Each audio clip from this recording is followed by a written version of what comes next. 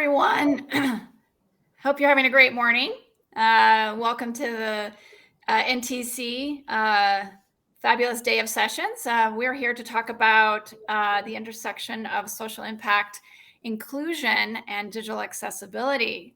We're here from Firefly, WECO, and Prism North Texas Health. So we'll get into introductions here in just a moment. But today I wanted to just kind of talk about the overview of how the session's going to go, so you know from your side.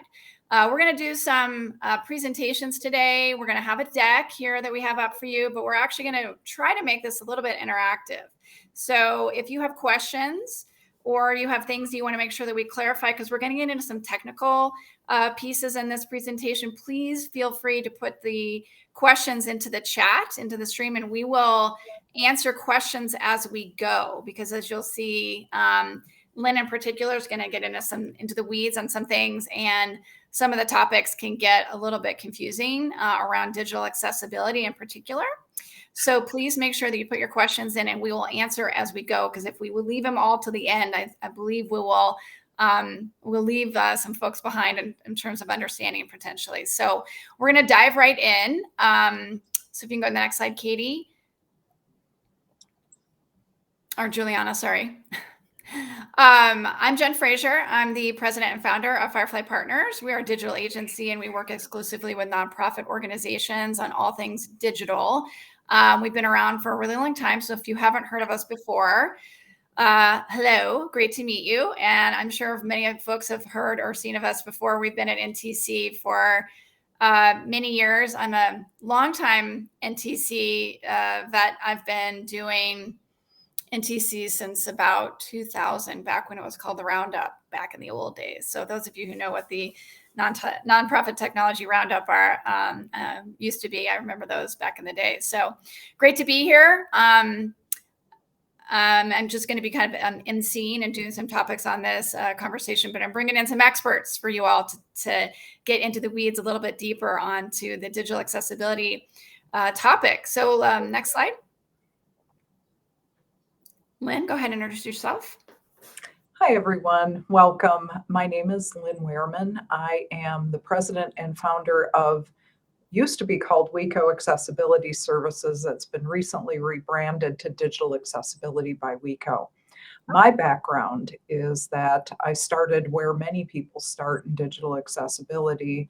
I got asked to figure it out. I was a federal program coordinator for a state of Minnesota Department of Transportation, and I had a communications education and background. I was a pretty good web developer, and so I was asked to figure it out in conjunction with our Americans with Disabilities Act transition plan. So I then became the accessible communications specialist, one of the very first in government at that time for Minnesota. And as a person living with a disability, saw the opportunity to build opportunities for professionals living with disabilities in this field. That's where the company came from. Welcome. Awesome. Great. Next slide. Great. Thanks, Tree. Hi, everyone. I'm Truong, Director of Marketing for Prism Health North Texas. Prism Health North Texas is a sexual wellness and health organization here in Dallas, Texas. We have 4 clinics and 3 pharmacies and a general practice. I have a background in nonprofit healthcare and performing arts, marketing development. I also have a background in advertising, graphic design, web administration, and fundraising. It's nice to meet all of y'all. Thanks. All right, so today I've got, again, like I said, some experts here. We're going to talk about accessibility and digital accessibility specifically. And I'm psyched for folks who are here today to talk about a really important and interesting topic. Lots of times when we at Firefly talk to either our clients or we talk to folks at different conferences, and please, yes, we're rolling back hopefully to some in-person conferences soon.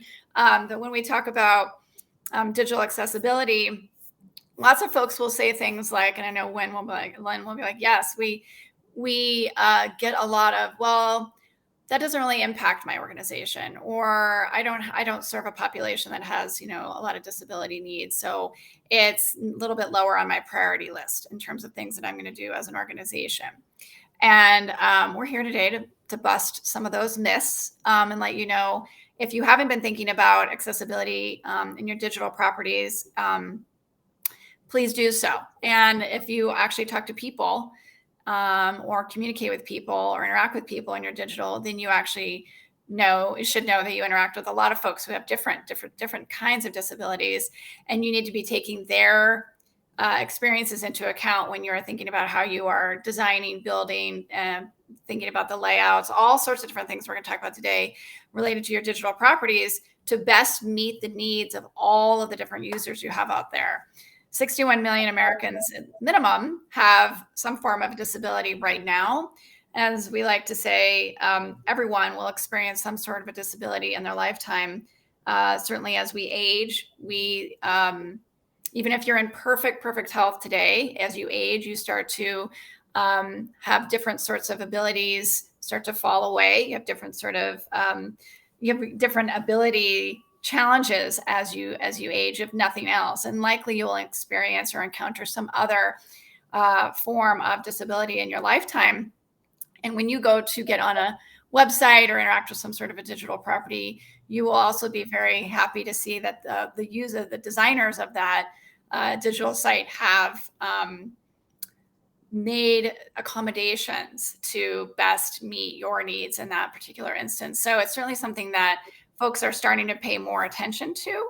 But certainly why we're talking about it today is it's not just about meeting folks with sort of traditional or sort of known or more obvious maybe disabilities, but also it's important to think about the wide range of abilities again. And also it's just something to be really conscious of when we think about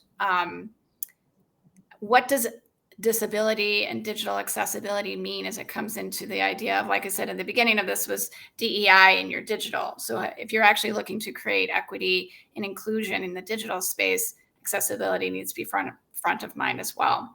So if you go to the next slide, this is something that we're paying really close attention to at Firefly, again, thinking about as folks are starting to have more and more conversations about creating a more equitable, inclusive workspace or communities or other types of ideas that impact your organization, different programmatic ideas for things. We're thinking about it from Firefly. Since we do digital, we are focusing really in on this idea of like, what does it mean to create a more inclusive environment for folks in the digital space, and how does that impact with organizations like nonprofits specifically, who most of us are out here trying to do good work, make the biggest impact we can for social good.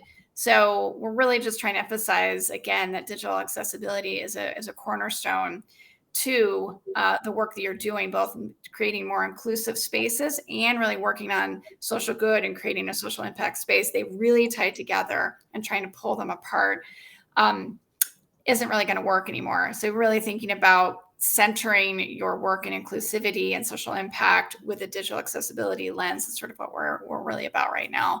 So we'll get into it, but we're going to kind of go into sort of digital accessibility first, and we're going to talk about the what does inclusion in digital mean, and social impact, obviously, in the digital spaces. We're going to spend a lot of time talking about all three, and then go ahead, you can go to the next one, and then we're going to do a little mini case study on Prism Health North Texas, and Tree's going to talk a little bit more about the site that we built with them to be accessible first. So really it's this like environment of saying, if I'm an organization and I'm working on social issues, I'm really trying to create a more equitable, inclusive world. How can I not have that infiltrate into my digital? I have to make sure that my digital spaces actually walk my talk, essentially. So it's one thing to talk about inclusivity, and it's another thing to actually put it into practice across your digital. So I'm gonna transition. I'm gonna hand the microphone to Lynn, who's a longtime expert in the digital accessibility space, and talk again a little bit in the weeds of what does it actually mean when we get into digital accessibility, some of the different needs and requirements that folks have with different types of disabilities. And then we'll kind of pop back out and talk bigger picture, and then we'll go into the case study. So Lynn, take it away. Tell us all the things. Thanks, Jen. And I think that just a couple of things before I begin is that it's important to know that when you get started in working on digital accessibility, it feels overwhelming and can feel impossible.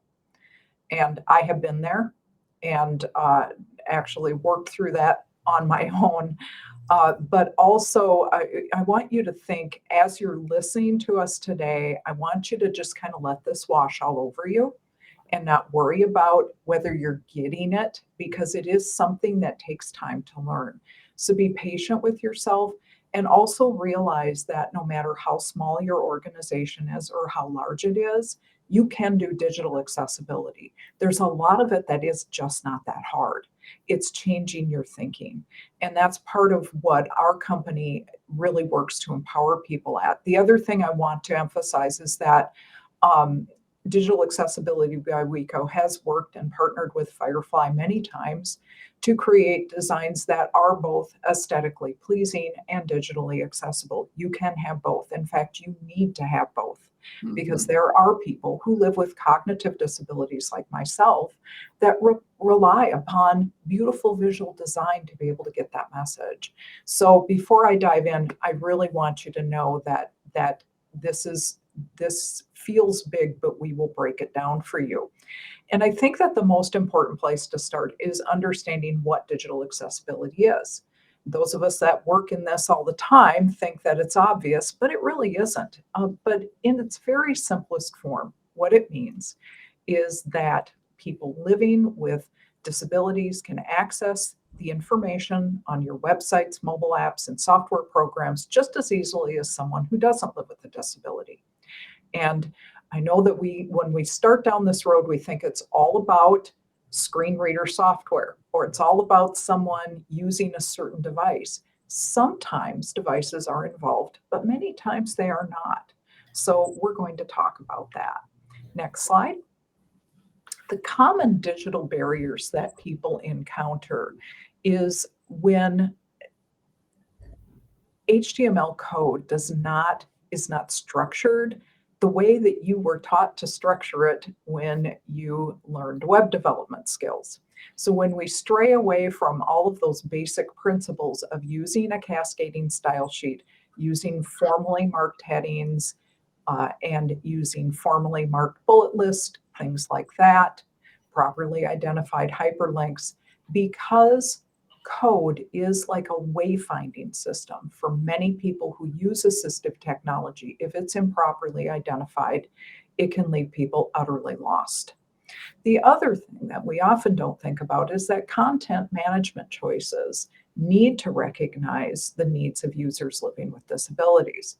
So that is, I think, in a lot of ways, for organizations that aren't doing their own web development, they may just be working in something simple like WordPress. That's the easy part, because we can teach you some things that you can do with your content management that make things so much more accessible. So I hope that gives you feeling a little bit more empowered. Next slide. But digital accessibility, while it does involve people who are blind, and that is a very tough nut for many of us to crack, because we can't imagine how you encounter a website if you can't see it. It is not the entire picture. So what we know in the United States is that there are actually more people who live with mobility disabilities. And this is according to the last Census Bureau. 19.9% of Americans live with mobility disabilities. 15.2 live with cognitive disabilities, and 8.1 live with blindness, and 7.6 live with hearing disabilities. It's not always easy to see how those types of disabilities interact digitally. So we're going to give you a little more specific breakdown in a few more slides. It's important to note, part of the why, and understanding the why makes the how easier, is that digital accessibility, really, it's the law. And to give you a nutshell, there are two major pieces of legislation that dictate that we have to have digitally accessible websites, documents, software, things like that. The Americans with Disabilities Act. This is a civil rights law that has a growing line of legal precedents that websites fall under this purview. So the abbreviated version I'm going to give you today is that the ADA applies to everyone. It's not just governments. It's not just big corporations. If you're putting information out on the web in any form, that is considered a place of public accommodations out for everyone to consume. Then you must make your website digitally accessible under the Americans with Disabilities Act.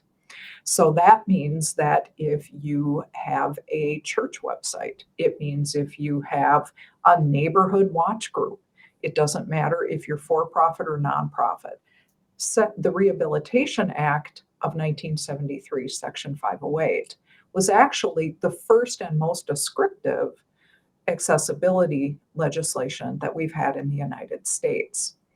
And it is important because if you are accepting government funds, that responsibility can follow those dollars. Also, if you're selling something to the government, you need to comply with that. And they're very, very similar in how you comply. We just got new web guidance for the ADA last week. And that's out in our social media feed if you want to take a look at that.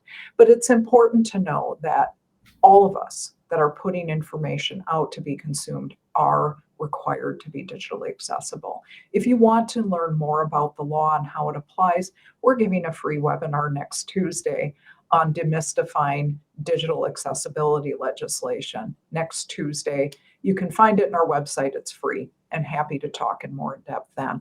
Next slide. So the Web Content Accessibility Guidelines is the one thing I think most of us hear about, WCAG or WCAG. And what these are is a set of very prescriptive guides to make websites, software, anything digital accessible. And to explain a little bit where this came from is that they were developed by the Web Accessibility Initiative of the World Wide Web Consortium, or W3C. Oh, thank you, Caitlin. All right, that's why I love these interactive sessions. You guys do my job for me. So nice. The WCAG guidelines are extremely specific code and content management suggestions for improving digital accessibility for users living with disabilities. So it's divided into two sections at present, level 1.0 and level 2.0. The higher the number, the more inclusive the guideline level. They're also subdivided into 3 different types of substandards, A, AA, and AAA. So the more letters, the more inclusive. Now, we do have some new versions that have come out, I'll be talking about in a minute. But it's important to understand that the WCAG is not a law, it's a guideline or suggestion. However, it is viewed as highly reliable across the globe, which makes our jobs easier in adhering to things that are consistent. In some countries, WCAG is being made into or applied to existing accessibility laws. So for instance, in the US, Section 508 of the Rehabilitation Act of 1973 was refreshed in 2017. And the refresh incorporated 2.0 AA standards into the law. We've heard that what we're going to be seeing continually emerging for the Americans with Disabilities Act is going to be along that same line. Mm-hmm.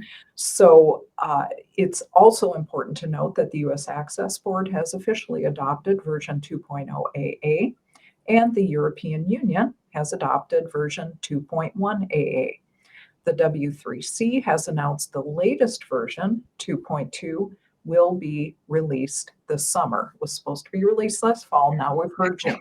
So, we'll be announcing it at regular intervals, I'm sure. All right, we're ready to go to the next slide. So let's just take a look back at the disabilities that people actually live with to give you an idea of, what am I trying to accommodate and why is this important? There are 4 disability classifications recognized by the US government. These are primary classifications that many types of disabilities fall into: mobility, cognitive, hearing, and sight. So next slide. We'd like to introduce you to one of our senior testers, Chad. Chad lives with limited fine motor skills. He has very little use of his hands. He's in a wheelchair. He can't really type. Thank you, JC. He can't type well, but he will use a pointer stick. What you're seeing in the picture is this mitten that he has made, and he has put a stick or a pencil with an eraser on the end, and he types. That's a pointer stick. I think he created this himself because Chad is an archer. He teaches wheelchair archery. Nice. And so you'll find when you work with people who live with disabilities, they're very inventive. They do a lot of their own device creation. So, but Chad also uses sticky keys and for keyboard navigation. And when he's at our office, he will bring in a mobile tablet with touchscreen because that's easier for him to bring along. Next slide. So the issues that happen with digital barriers is when people with limited fine motor skills have to use a mouse and a keyboard. So the time that it takes for their hands to travel from one to the other can create difficulties, especially on websites with forms that have time limits, such as banking, airline sites. Also, when they're mouse dependent, meaning there's no way to navigate them effectively with just a keyboard. It can make a very tiring time for people that are trying to scroll when they cannot move their finger very well. They have to get through a lot of content and clicking. Okay, next slide. This is Chelsea. Chelsea is a WECO tester who lives with an intellectual disability. She finds it's easier to use mobile devices such as mobile sites and simpler formats. This is something we learned working with Chelsea over time because she came in one day and said to us, I don't have a laptop and I don't have a desktop. I do everything on my tablet and my phone. And that's when we discovered from observing her that she was on the go all the time. She liked that mobility, but also that she really depended upon a simplified format. So for Chelsea, she doesn't use a device. Design considerations are her accessibility tool. So designing simplified, easy to get through environments. So we'll talk a little bit more about what a cognitive disability is. And I just want to mention that this is important because there are many disabilities that you may not think of that are part of this. Dyslexia, clinical depression, attention deficit disorder, epilepsy, brain injuries, just a very wide category. And what happens is that people can have a very difficult time reading content that's very, very dense. There's a lot of newsletters linked together on a page, something like that. It can be hard to find what they need. Moving graphics can be very distracting to people with attention deficit disorder, people who have seizures. I and my 4 sisters were all born with epilepsy. Page flicker can trigger seizures for people with epilepsy, certain types of epilepsy. And seizures can be life-threatening. So that can be a fairly big deal. And that's why I wanted you to be aware of that classification. Next, we'll move on to hearing. Kate. All right. Okay. There we go. All right. This is Kate, one of our testers. And Kate was also a really a learning for me because she was born with a congenital hearing condition. She loved to go to bars and listen to bands, and she could hear music just fine. But to hear dialogue in a meeting was very, very difficult for her. So she worked with 2 hearing aids and sometimes used a hearing amplification device like she's modeling in this picture.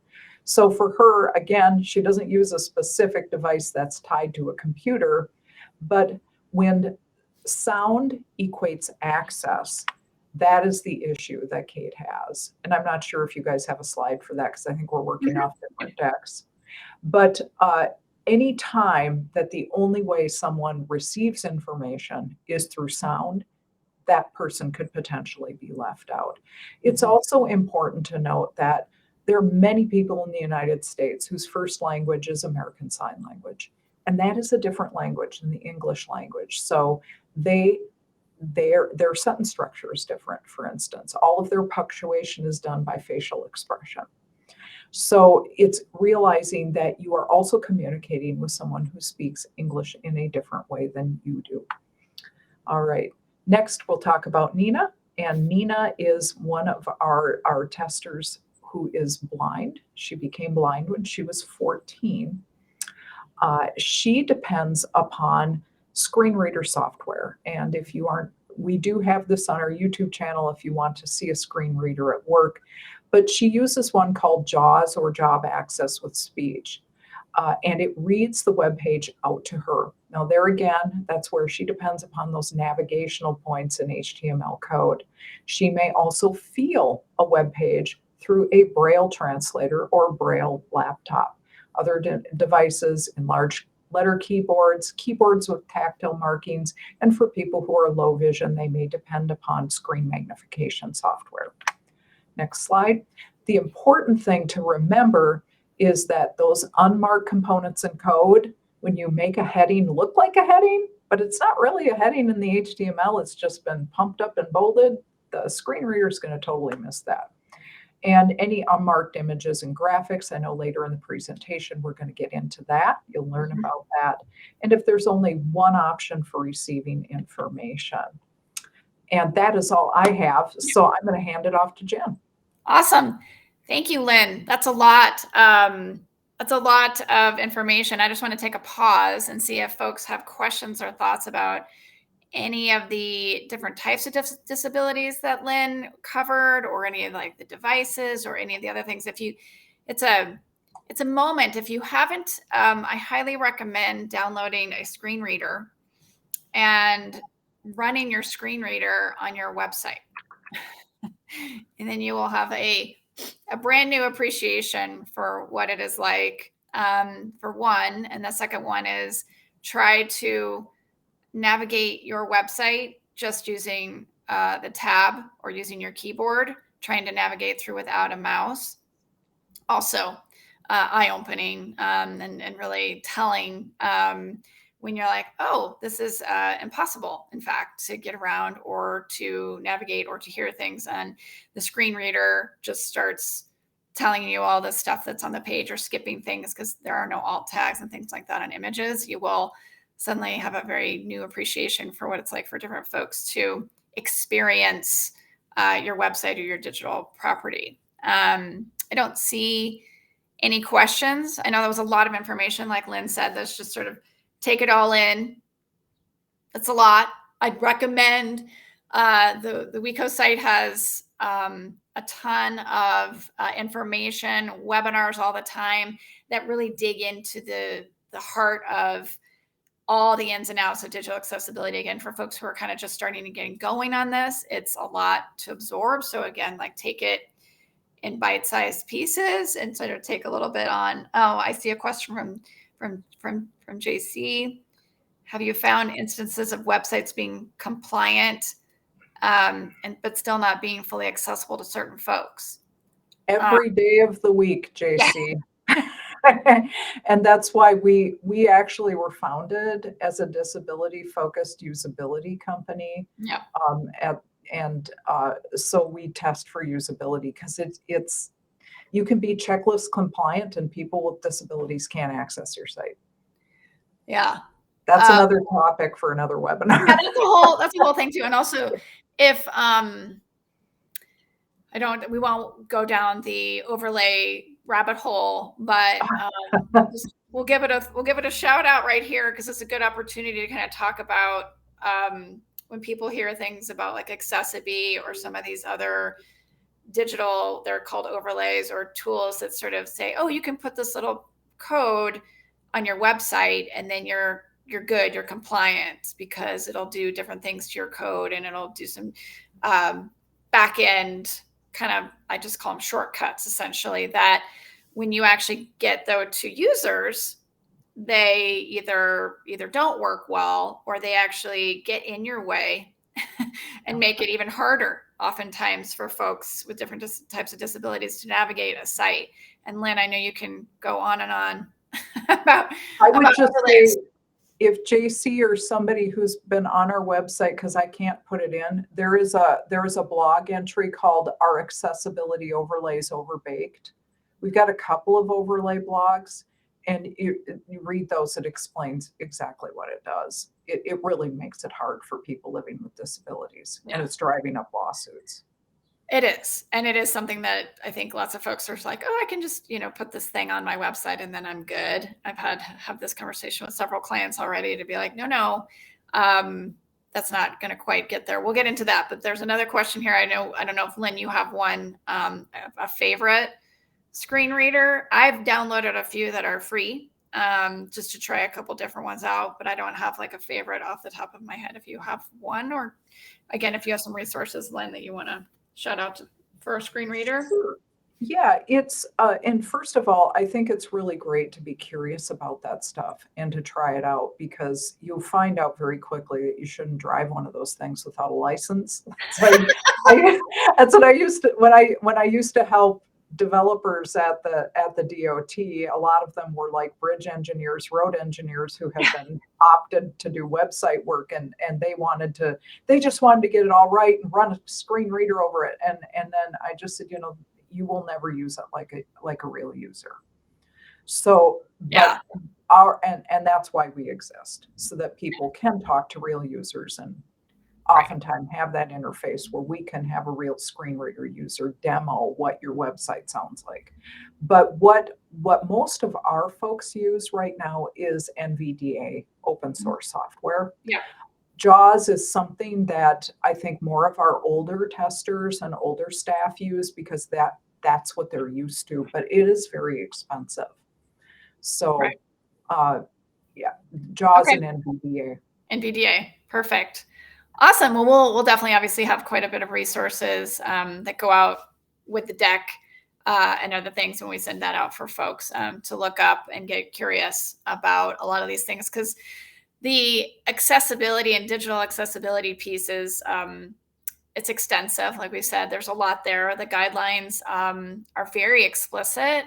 And really, it's one thing that you want to sort of have somebody on your team who's really tech, your developer, your tech savvy folks, kind of take a look through there again and we have some recommendations. Obviously, we're going to talk through a little bit about some of I call it just sort of like the low hanging fruit, like the first steps, like how can we start to make some first steps on this? Because it is a lot. There's a lot to cover. And I think the best thing you can do is sort of, again, like maybe utilize a company like WeCo that can give access to folks with, again, this wide variety of different disabilities to help you pinpoint different areas of the site or different pieces of your site that aren't quite getting there. But that's a whole discipline.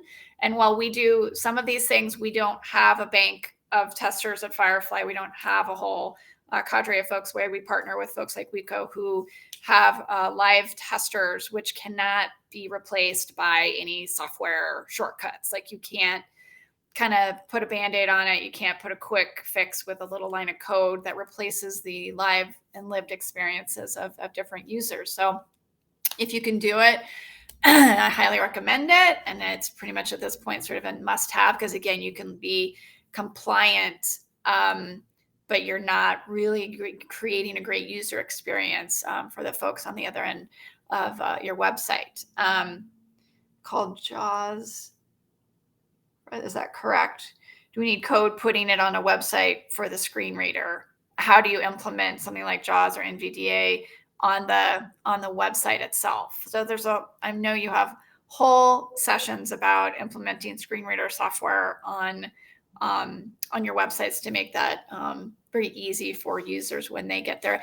Essentially, you make it compatible. The user will have JAWS or NVDA, and then they will be using it to access and go through your website. You don't necessarily need to make your website have it embedded in the website itself. It's just making sure that when a user has a different screen reader that they use, when they come to your website, it will be a good experience for them in terms of navigating and getting through the content on your website. So again, I would love for folks to take a minute, download one of those, maybe it's an open source NVDA, and go to different websites and have the screen reader take over, and you'll kind of be like, oh my goodness, it starts to read everything out. And it does, like you said, Linda, you have to kind of get used to how to use them from your perspective if you're not used to it. But making sure that your website is coded in such a way and then set up in such a way that it's easier for the screen reader to find its way through. I don't know if you have other thoughts on that, Lynn.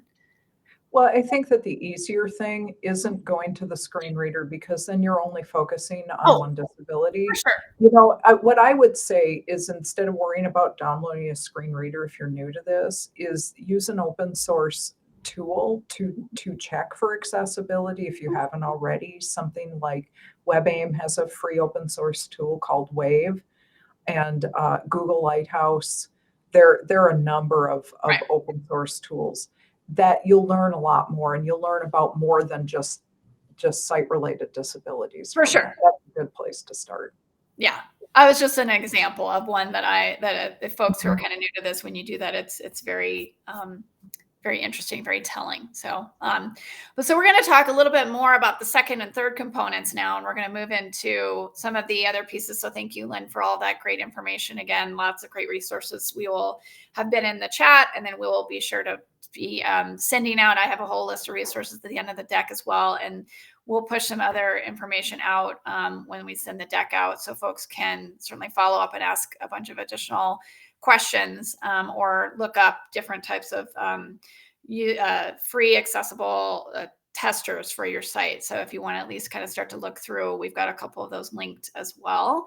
So the second component of this is sort of digital accessibility, as you can tell, is a whole science, and it's a whole discipline. And obviously companies like WeCo exist just to help you with your actual use of and making sure your digital accessibility is up to standards, which is awesome, and something that Firefly is getting deeper and deeper into with every site we build and every piece of digital that we touch. Certainly a very important priority for us as an organization. But there's a second component that we'd like to really help our clients think about, is sort of in the inclusivity part.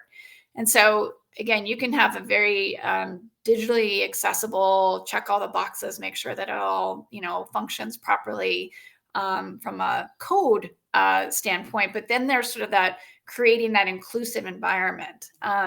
So inclusive, and a big piece of that is design. And when we say design, we're not just saying sort of the actual like graphic elements on the site. This is a little bit of that inclusive design, which incorporates making an inclusive experience for all of your site visitors. Again, a big component of that is in the actual universal design aspects, where you're really looking at every user and thinking about, again, their experience. It's a very user-centric approach to your digital.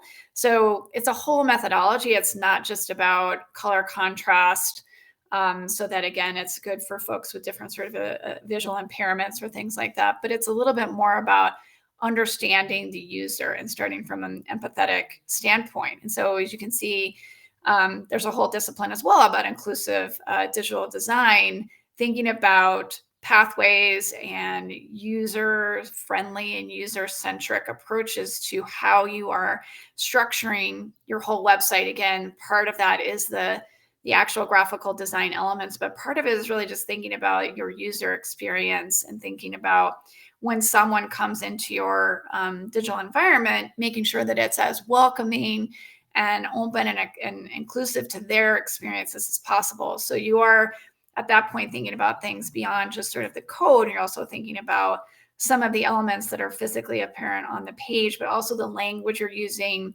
imagery you're incorporating onto the site. And again, even if you are thinking about the accessibility component of that, how you're describing some of the images you use on the site, but really thinking about everything you do in your digital environment with a user first viewpoint. So inclusivity and design is other things people would have heard about in the past, maybe our universal design as a concept, or user-centered design or user experience. These are all sort of components to the creating that more inclusive, accepting, open environment and welcoming to every person that shows up to interact with your digital landscape, the whole the whole of your digital. It's also not just your website. So you have to think about emails you're sending out, social media posts you put out, other parts, any videos you create, any other software you're creating, all of the digital environment, making sure that it's, again, not just digitally accessible, but inclusive to that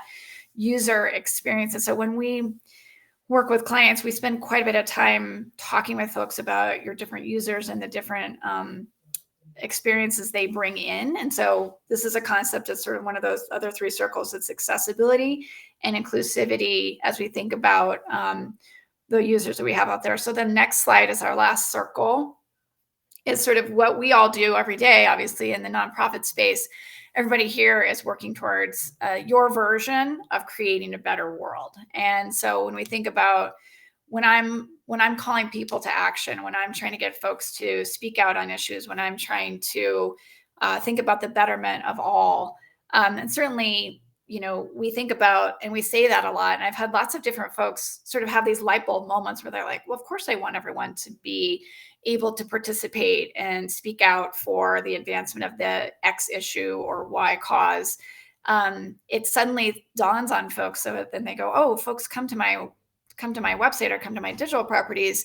When I say I want to include everyone, I don't realize that I'm unintentionally not including folks, or what are the hidden biases that I have in the words I'm using, or the imagery I'm using, the code I'm using on my website that's actually excluding folks from participating in my cause. And so it's just something to think about when you at your organization are thinking about how can you expand your reach, how can you include more folks into this work that you're doing, striving for the betterment of all.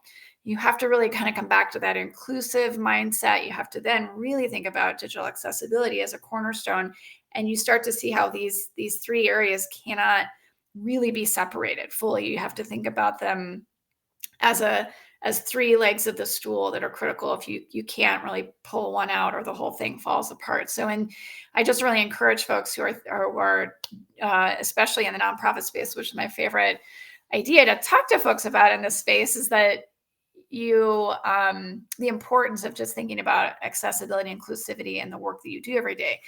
So those are our three major concepts. So a couple more of the next slides are a little bit about the why, how these areas intersect. So we'll go through these pretty quickly. There's a couple obviously, I don't want to always put things in dollars and cents mode, but sometimes this is where you have to get your executive director to kind of perk up and listen sometimes about why this is so critical.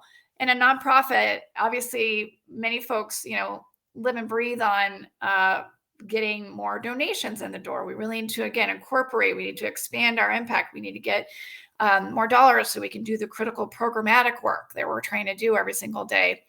Well, obviously, if you're creating, even unintentionally, creating barriers for folks to participate, for folks to navigate through your digital landscape, you're literally leaving money on the table. You're basically closing the door to folks with different levels of disability if they can't come, interact with, participate, feel welcome.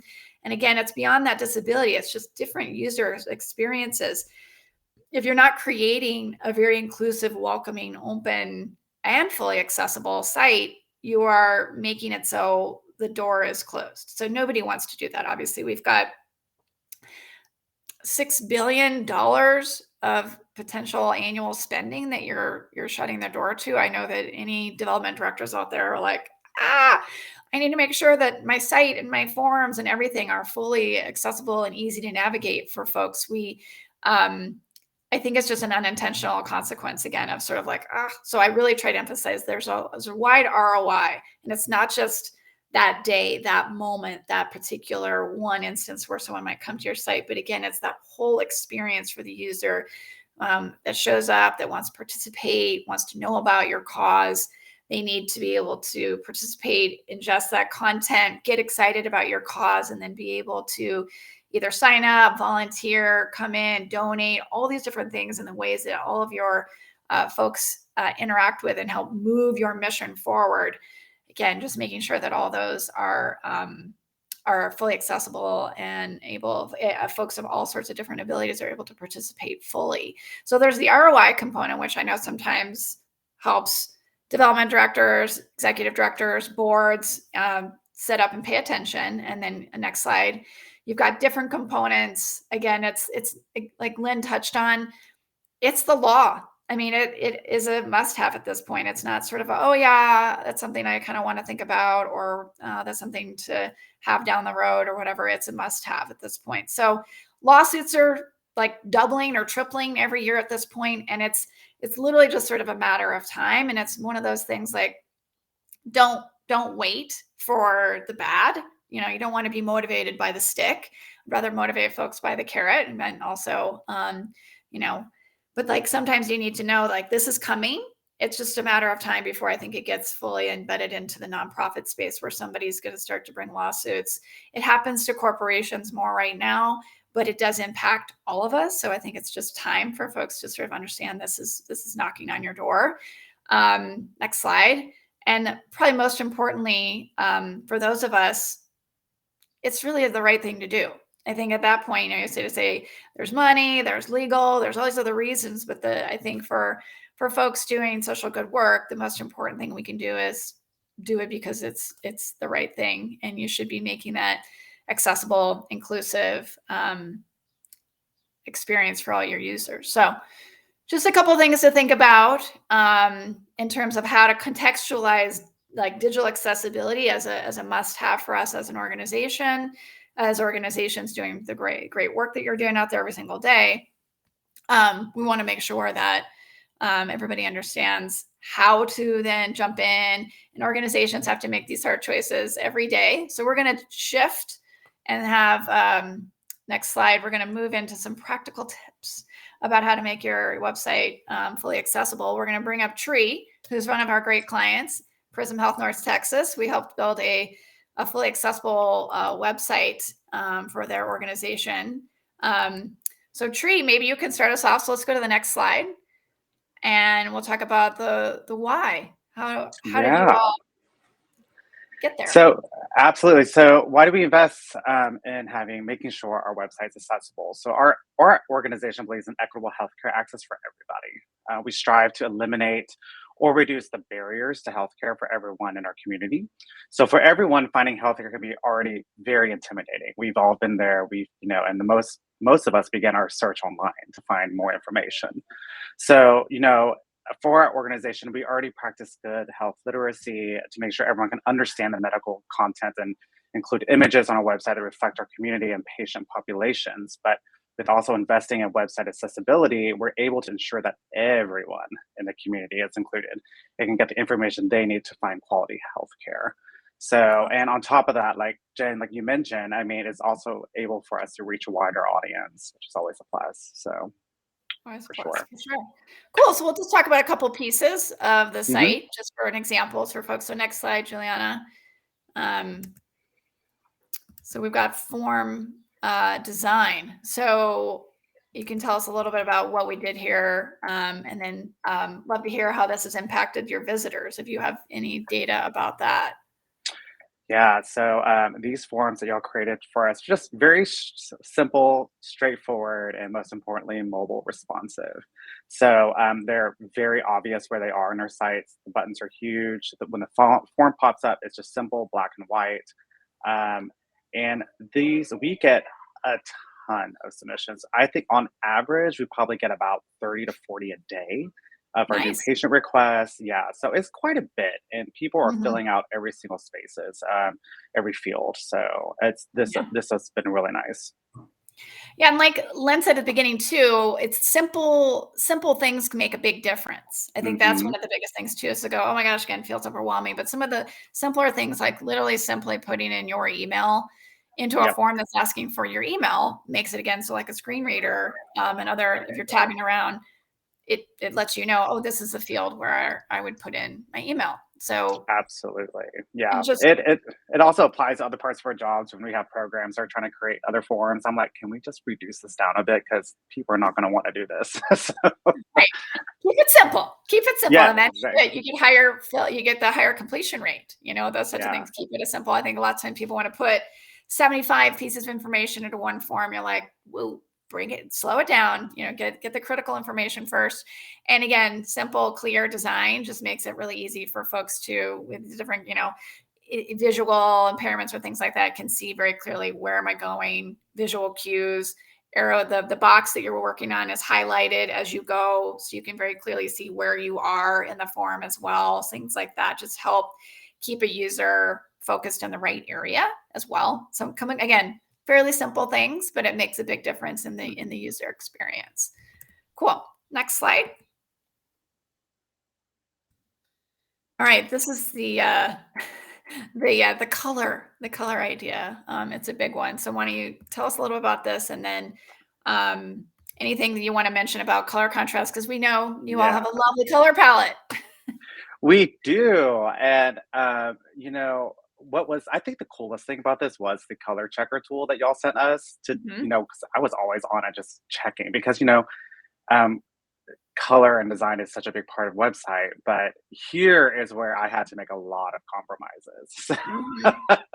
Because I understand, our color palette, sometimes there are certain colors that we really, really, really wanted to use, but we couldn't because it's not going to work for website. It's not accessible. So, we have to compromise and end up using different shades of current colors that we have or what have you.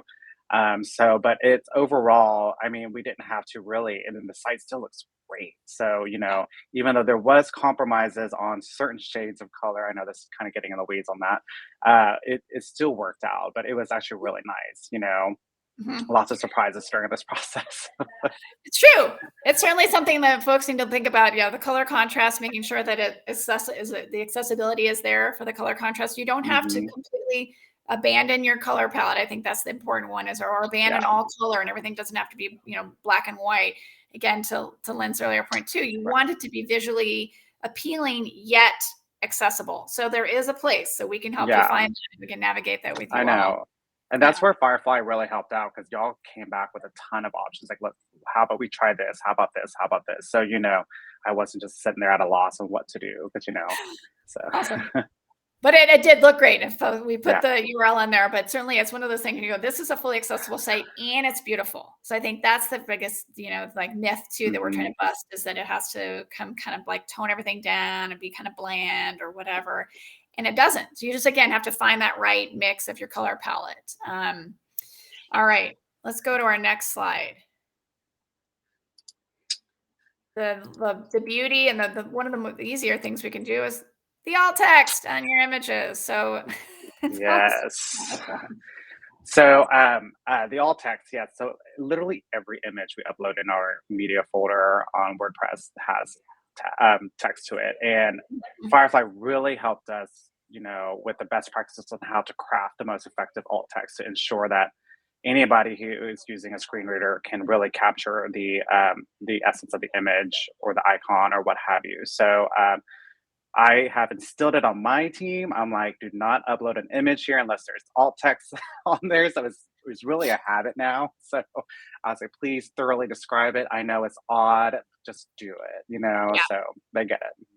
It's cool. It's a science. It's something you have to build muscle memory to. And again, I'd say websites are one thing, but the other piece is just as a side tangent here, when you get into doing other things like PowerPoints or slides or other things, or you upload images into social media, or you're putting them in different places, same thing, like just make sure you're always putting that descriptive alt text in there for folks using screen readers. It's really just so helpful. And can't tell you how many newsletters I've seen that show up, and when you don't have your images turned on, there's like nothing on the screen. It's like, and there's no alt text and there's nothing until you make those images appear, like when it downloads into your email box. Without it, you have no alt text, you have nothing. You can't even read the email. So it's websites, it's one thing, but this is like, I'd say almost even more blaring for your email and your newsletters in particular. Make sure you have the alt text, and make sure you're separating. Another piece there was separating your images from your text and making sure that your text is readable, even if you're putting on an overlay on top of the image in the background. These are just some of these things you don't think about. I used to think about it'd be so much easier if you just put the image and the text together as an image. Now I'm like, never do that. So it's things that you learn these tips and tricks along the way of what will actually make for a more accessible experience for folks. And so just thinking about this whole process that you all went through at Prism, any final like takeaways or kind of what's that Yeah. experience been like for you all? Yeah, I mean, I have a heavy background in graphics and layout design. So, the visual aesthetics of a website was extremely important to me because, everyone wants a website that functions and looks like the Apple website or something. I walked into building this website with zero knowledge about website accessibility. So, I heavily leaned on Firefly to kind of help guide me through that entire process. And it's been really great. There was a bunch of surprises on the way. I've learned a ton. And and with companies like Wiko and Lynn to help kind of guide your way. It is intimidating. It is scary because you're like, okay, I don't even know where to start. But that's why there are these great organizations and companies out there that are there to help you and just take little itty bitty steps along the way. And it was just kind of gradual until we finally got there. So, but it's been very helpful. Our users love it. Learn a lot of really cool things that websites can do, about website accessibility. So yeah, for Awesome. sure. Okay, cool. I know we're running short on time. I just want to put another shout out there if anybody has questions or thoughts, anything back for Tree specifically as sort of like you're kind of likely sitting in a seat of being like, I don't know where to start. I don't know what to do. We've got some other resources later in the thing. And again, we'll send out the deck for some of these color contrast checkers, some of the other tools I know have come up in the chat. And Caitlin, thanks so much again for putting some of the links in there as we're going for folks out there listening. Want to make sure that we give an opportunity for if there are any questions specific for Tree. Anybody about the experience? This is a really good one by Livia Rojas. I'm curious about strategies you can recommend regarding getting buy-in from leadership at a nonprofit. Do you recommend identifying compliance issues on your website as a first start, and then inviting an expert like Wiko or Flyfi to come in to talk for a workshop? Return on investment in law might land differently if expert presents this versus someone internally. Yes and yes and yes. I say for nonprofits, your board and leadership the best, what works for them. Although what you mentioned here are actually probably ways I would have brought this in. And also in the fact that you're reaching a wider audience. You want to get these people. They should have the right to be able to view your website and have the same experience as everyone else, but also think about it in a marketing perspective. These are people who have, are looking for services as well, and they're looking for places to go, and you don't want to miss out on that opportunity. So that return on investment is really big, but that compliance portion is also really good. And I honestly think, Jen mentioned it earlier, that you want to be proactive about it and not be reactive about it. Just go ahead and get started, even if it's a little bit, at a time. Just getting started somewhere and building it up will be the best way to do it, I think. For sure. I would suggest too that to get buy-in, people need to know what's wrong. We have a free accessibility assessment that a lot of people use, so they have something in hand to bring to leadership and say, this is what's not working. It's true. So if one last, so we've got Wiko's YouTube channel here for you all. You can go find that. There's just, days, weeks, months, years of information in there. You can keep going. And then the next slide on this one, we have a whole, and we'll send this out. There's a whole slew of resources here that we've compiled. We're always updating. We're in the middle of making a whole accessibility kind of download guide too, of just like resources. All it's going to be is resources, and Wiko is featured heavily with lots of the information that's available there. And then the last slide has, my email. Again, we will send this out for everybody. We can get Lynn's and Tree's information into the slides before we send it all out. So folks can certainly come back and ask any of us individual questions. But the resources guide is a great place to start. Kind of take a look through some of the more kind of egregious issues that are going on with your site. We can help you. Lynn can help you, guide you through the process and help make the case. I think is probably the biggest one, back to your board and executive directors and things like that, to help make the case for kind of redoing your website and some of your digital properties so they are fully accessible and inclusive for all your visitors. Any last questions? Other things, folks? Looks like we got like 30 seconds. I'm trying to be cognizant of time. Any last statements from Lynn or Tree? Doing something is better than doing nothing. Start somewhere. Right. I second that. Awesome. Well, thank you all so much for your time and attention. And thank you for the great questions, and thanks for the great interaction on the chats. And thanks for especially JC and others out there who've been posting the resources for folks as we go. Again, we'll compile all this and we'll send it all out with the deck for everybody's follow-up.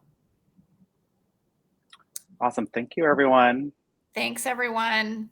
I don't know if our NTC host is taking us. There we go.